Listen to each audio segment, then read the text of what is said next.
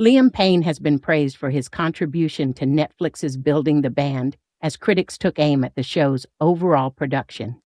The series, filmed before the tragic passing of the One Direction singer in October 2024, lands on the streaming giant's platform from July 9th in a staggered release. Backstreet Boys AJ McLean hosts the program, with Pussycat Doll Nicole Scherzinger as the main mentor and judge, being joined by Liam and Kelly Rowland throughout the process. Stripped across 10 episodes, a group of singers are catapulted into each other's lives as they attempt to create their own bands, all by themselves. The format sees the artists perform in special pods that allows other contestants to hear their sound and ultimately decide if they want them in their band. In one review by The Telegraph, they brand Liam Payne the best thing in this insincere singing contest. The folks at The Telegraph claim that there's no new ideas in TV, claiming the show copies elements from The X Factor, The Circle, and even Love is Blind. In their review, the publication said, Payne doesn't appear until episode 7, when he judges the acts with kindness and constructive criticism. An Australian contestant shares the fact that when he was 11, his parents won a competition to take the family to see One Direction at Madison Square Garden. And from then on, he wanted to be in a group.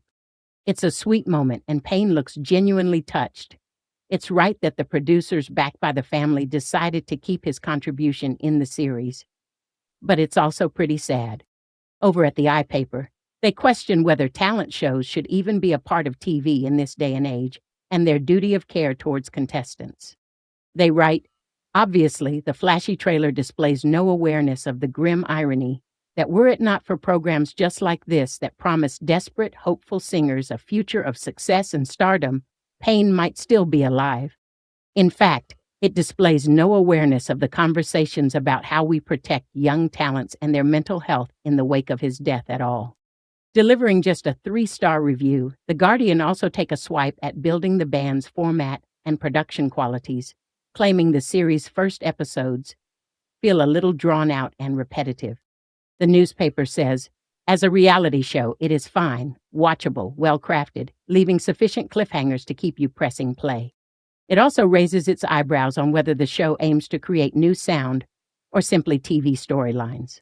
I did question why Building the Band would choose to focus on groups in an era of solo singer dominance, but perhaps it has been designed less for making stars and more for the dramatic spectacle, the reviewer says.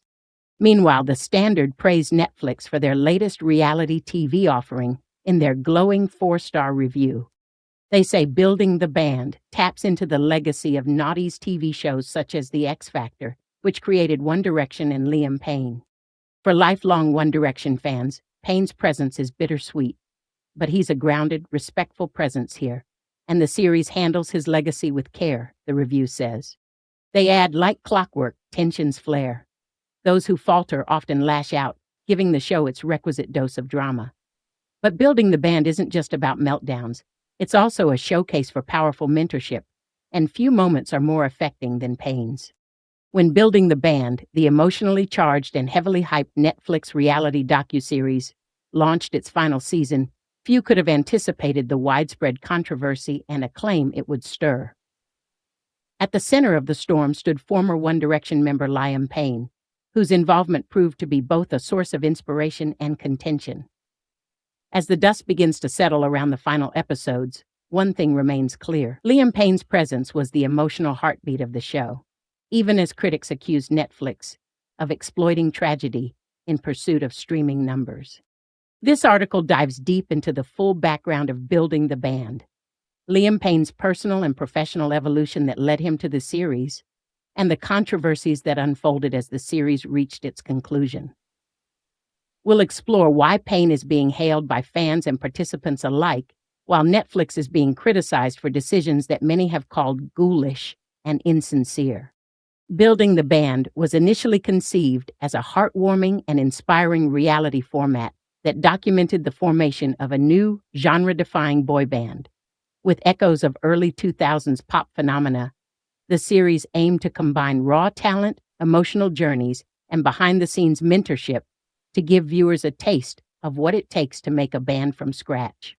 The first season premiered to solid viewership numbers and critical praise, largely thanks to its novel format and emotionally compelling storytelling. Each season introduced new talents, followed their personal lives, creative development, and the intense pressure of stardom.